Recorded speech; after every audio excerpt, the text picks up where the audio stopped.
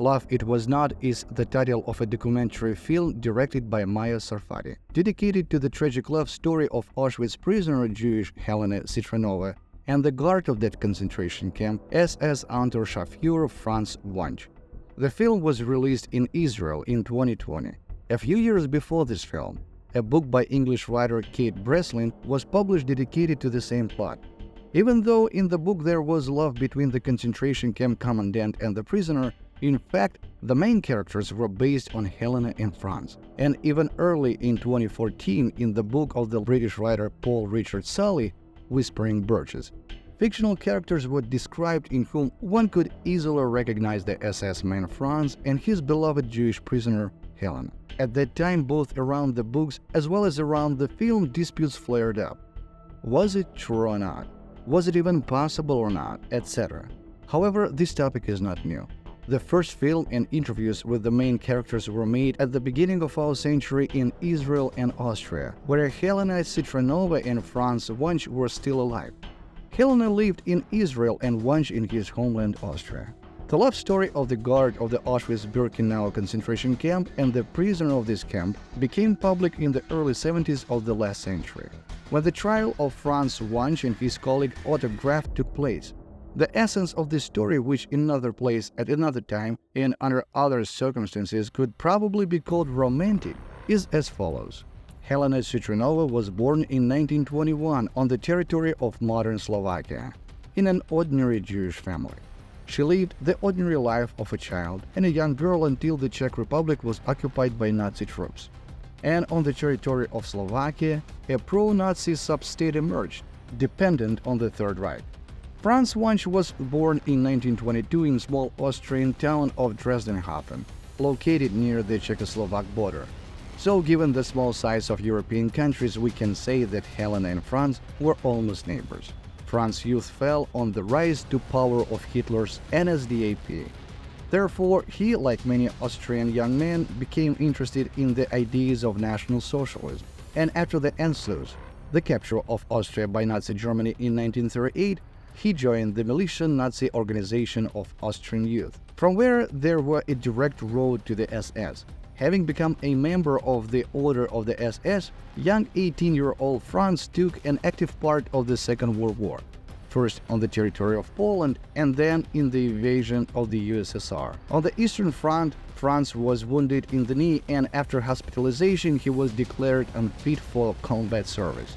The young SS man was sent for further service to the Auschwitz-Birkenau concentration camp, Auschwitz.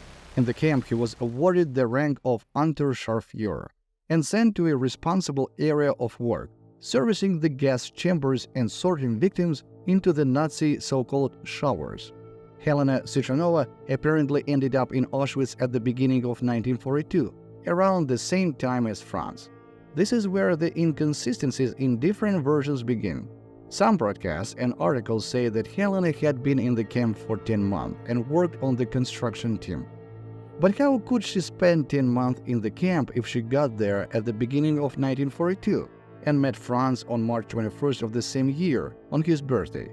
Moreover, when they met, Citronova did not look like a member of a construction team at all.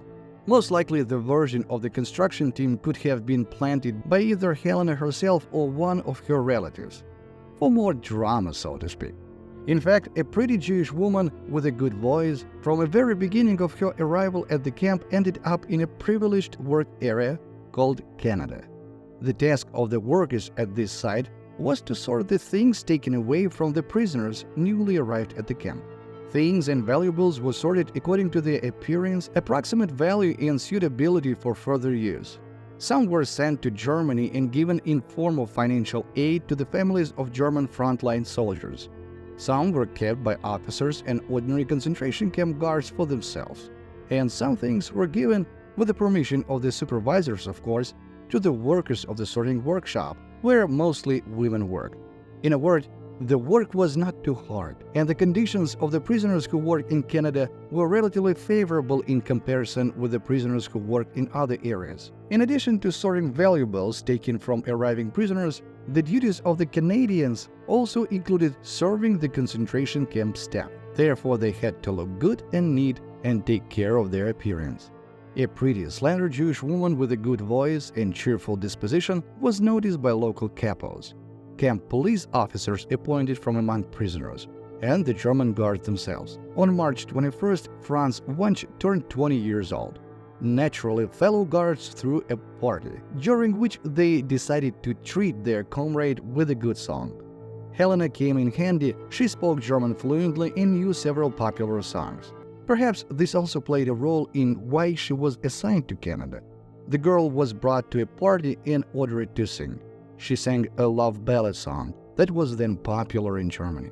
Apparently, this is where the miracle happened. Franz approached her and did not order her as the guards usually did, but politely asked her to sing again. And Helena sang. The girl was given food from the table and sent to the barracks, where Citronova shared the delicacies she had earned with her friends. It seems that this was where everything should have ended. Well, or not at all. For example, Franz, under a plausible pretext, could have called Helena to his place, since cleaning the guards' rooms was also the responsibility of the Canada workers, and there he could simply take her by force, as many guards did with the girls they liked, including Jewish ones. Of course, officially intimacy with Jews was strictly prohibited, but it was one of the prohibitions that was regularly violated, especially by the lower and middle ranks of the concentration camp. The authorities in general knew about this. Who guessed it? However, in fact, punishments were given only to those who were guilty of something else or who did not please a higher rank in some way. Low-rank employees were mostly young people. Naturally, their desires had to be satisfied somehow. With the German female guards, it was possible only with their consent. And there were not enough German women for all the men serving at the concentration camp. That's about how the camp authorities apparently reasoned. Therefore, everyone knew that it was prohibited, and everyone, or the majority, under pain of punishment, still used on occasion their unlimited power over the prisoners. Collegial solidarity was evident here. You scratch my back, and I will scratch yours. As for the camp policemen, the ban did not apply to them, since they did not belong to the Aryan race. For them, it was like an incentive for the good work. So, for the sake of sexual gratification, Franz could simply order it for Helena, and she would have no opportunity to refuse. But the young SS man apparently really fell in love with the pretty Jewish girl. It is difficult to say what was going on in the head of the young Nazi.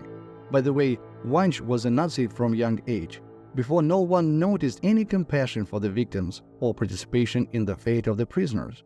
On the contrary, as a true Aryan, merciless towards the enemies of the Reich and representatives of the lower race, he was merciless toward prisoners. Without any sympathy, he selected prisoners for the next so-called shower in the gas chamber. He indifferently punished the guilty, beating them with a baton or kicking them.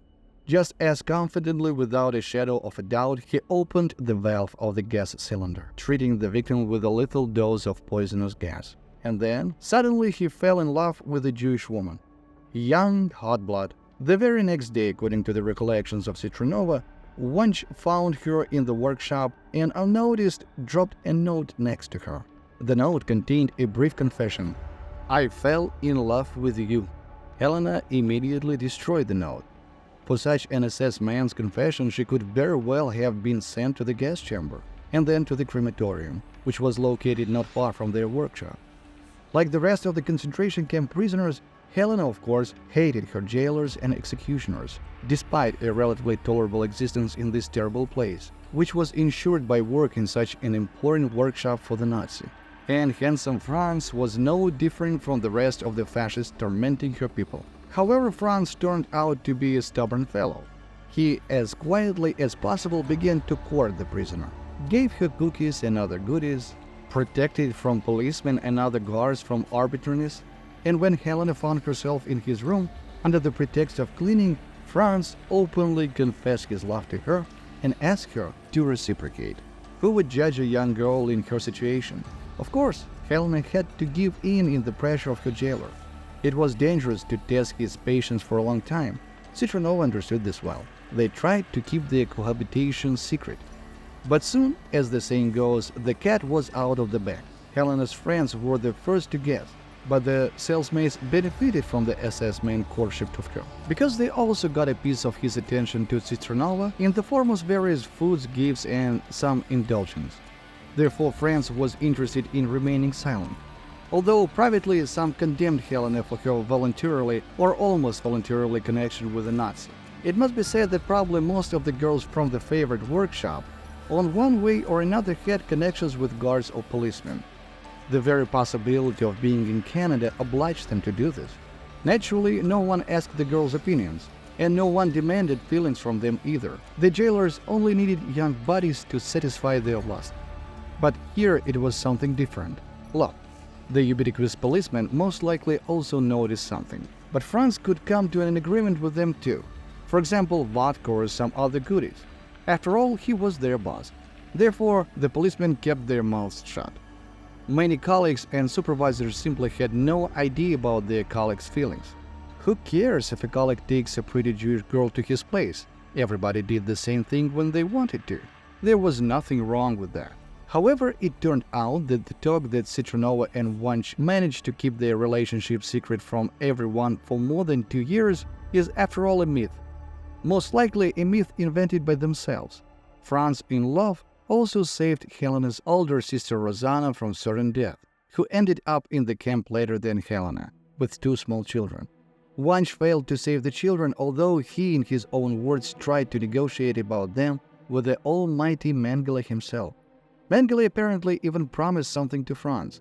However, he did nothing and the children died. But Wunsch literally pulled Rosanna out of the line of the unfortunates halfway into the gas chamber, under the pretext that she was a worker in the Canada workshop and supposedly she had a reprieve from the shower. In other words, he went for official forgery. It was after this incident, according to the recollections of Citronova herself, that she began to have feelings for her caring jailer. But everything comes to an end. The concentration camp romance between the prisoner and the guard also ended. At the beginning of 1945, due to the rapid advance of the Red Army, the bulk of the remaining prisoners were driven deep into Germany. The path of Franz and Helena diverged. As a farewell, he sent the Citronova's sisters 2 pairs of strong boots, and he gave Helena the address of his mother in Austria, in the hope that she would return to him. This concludes the love story between a Jewish prisoner and a Nazi warden. Helena and her sister managed to survive and returned to Czechoslovakia, from where they immigrated to Israel in 1948. Franz Wunsch managed to get to Austria and lived in a quite peaceful life there until 1972, when investigators of Nazi criminals found him. Austrian authorities opened a criminal case against the former SS man. A trial took place. It was here that Wunsch's relatives, who knew about his camp romance, found Helena in Israel and sent her a letter asking her to act as a defense witness at the trial. Then, this whole story came to light. Helena did not make up her mind right away. In Israel, many people condemned her, but nevertheless, she came to Vienna and spoke at the trial on the side of Wunsch's defense. Probably here too, to some extent, one can understood her because Franz saved her and her sister. It is unknown how everything would have turned out without his protection. It is difficult to comprehend all the fuss that arose in the media about this, and it is periodically flares up after every book or movie with a similar plot. An Austrian court acquitted Wunsch, but not because of Helena's testimony. This happened due to the expiration of the statute of limitations, which according to many does not make any sense. In this regard, there is another example of a similar case. This story happened in Minsk. In the Minsk ghetto, where an SS officer served, from the team that monitored the ghetto and periodically engaged in regulating the number of its inhabitants, that is, the regular formation and liquidation of groups of suicide bombers from among the Jews who were there. His name was Willy Schultz. Her was Ilse Stein. So Schultz, for the sake of his love, arranged the escape of his beloved and 25 other ghetto's prisoners who were awaiting execution by the Nazis, and he himself fled with them to the partisans. That is, Schultz did what Franz Wunsch did not dare to do. But that's a completely different story. And perhaps if you like this video and give it a thumbs up, we'll tell you about it.